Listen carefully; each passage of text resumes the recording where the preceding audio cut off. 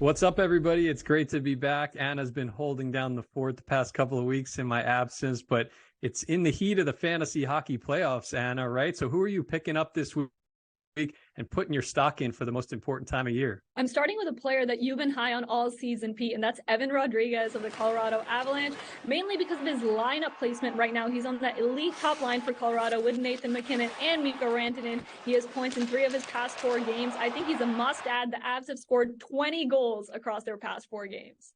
I'm going with Jacob Vrana for the St. Louis Blues. I mean, has there been a more pleasant story in the entire league in terms of a player moving before the trade deadline and making a big difference for his new team? St. Louis kind of retooling on the fly, but nice little top line they got going with the breakout guys from last year, Robert Thomas, Jordan Kyrou, and then flanking them is Jacob Vrana, who has 6 points, 5 goals, 3 on the power play, 3 power play points, 23 shots on goal in 7 games since the trade from Detroit to St. Louis.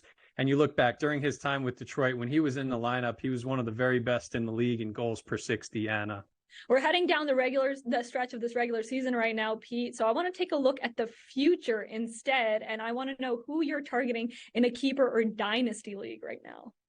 Definitely Devin Levi signed his entry-level contract with the Sabres the other day. They already said that he's going to spend the rest of the regular season, make or miss the playoffs for the Sabres on the NHL roster. So I expect him to probably get a little bit of work at the very least and be a big difference maker for a team that's been building in the right direction from within. He's another great example of a prospect that they drafted that could really be a home run for this franchise.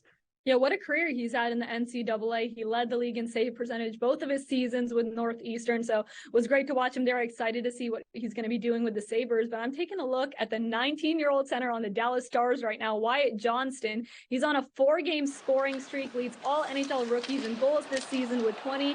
He's become kind of a dark horse Calder candidate right now. I could see him pulling off that upset, like him in Dallas's top 6 and on their second power play unit. There's no stopping him right now. He has more goals than how old he is, Pete.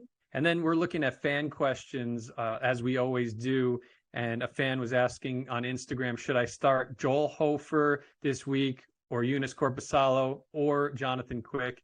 The guy likes Hofer's slate.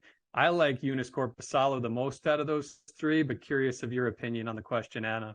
Yeah, I've been Team Korpisalo pretty much since the trade deadline, but I got to give Jonathan Quick some credit. He's had a good start with Vegas. He's 4-1-0 in his first 5 games with his new team. He had his first really shaky game in his last game, but I'm sure he's going to bounce back because the Golden Knights are red hot right now. Korpisalo 3-0-1, 921 save percentage. He's been money in his first 4 games since the trade from Columbus to LA.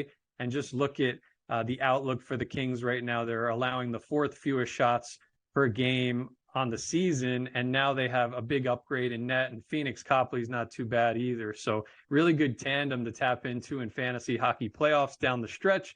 Remember to check out NHL Fantasy on Ice wherever you get your podcasts. Back to you guys in the studio.